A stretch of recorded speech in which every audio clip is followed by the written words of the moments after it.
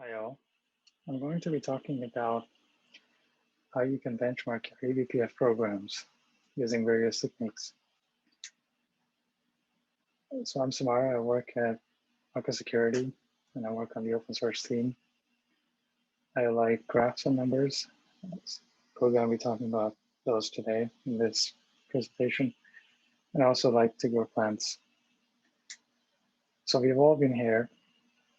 We've had our colleague run to us and tell us that, oh, this code is not performing, or it's too slow, or need to improve it, or can you make this better? And just by looking at this, if I had to ask you, what do you think is taking 98% of the CPU usage? You'd probably guess one of those two. Maybe it's doing a lot of work, or maybe it's waiting on something. And you'll also be right, and in fact, perfectly right, if you were to say that you have no idea what's going on. And that's what we can answer, or hope to answer by the end of this presentation. So the usual benchmarking steps that we undertake when we establish a baseline for our code is we see what matters today, what are we looking to improve, and then we should post small improvements, and ultimately keeping that in mind that nothing's ever going to be perfect. We're always going to have to pay a penalty for something. Nothing comes for free.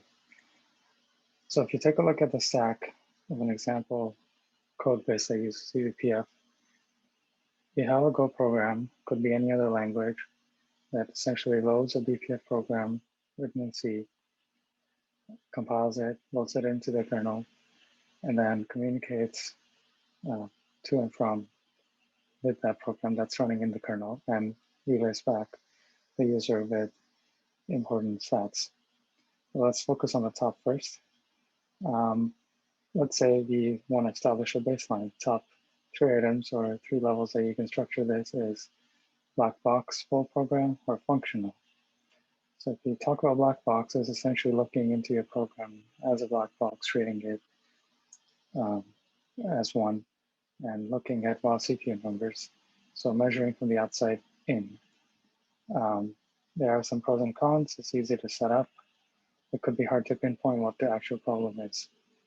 Then we could go a level deeper with full program profiling, which could be run within the program or within the system in this case, and that could tell us more important information, like maybe this program is consuming too much of one function call as when it runs.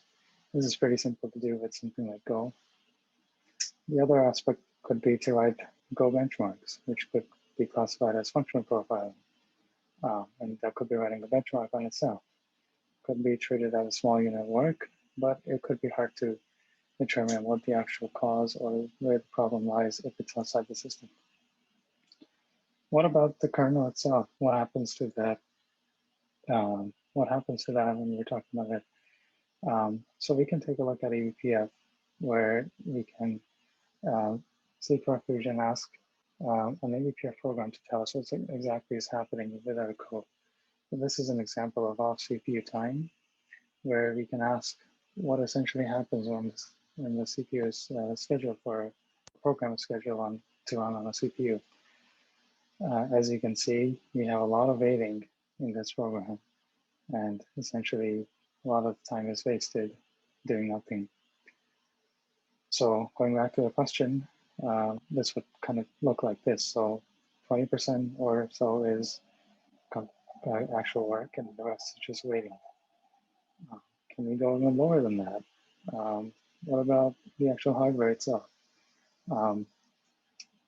Yes, and that's possible if we visit our old friend perf, which dates all the way back to 2009 and can use performance counters that are supported by certain class of hardware. And that would look something like this, where you can actually see the actual IPC count, or how many instructions per cycle were run for a particular program. In this case, you can see it's quite low, it's less than 1, so a lot of the time was wasted doing not actual work. So to wrap things up, this is how it would look like to benchmark the eBPF program. Thanks.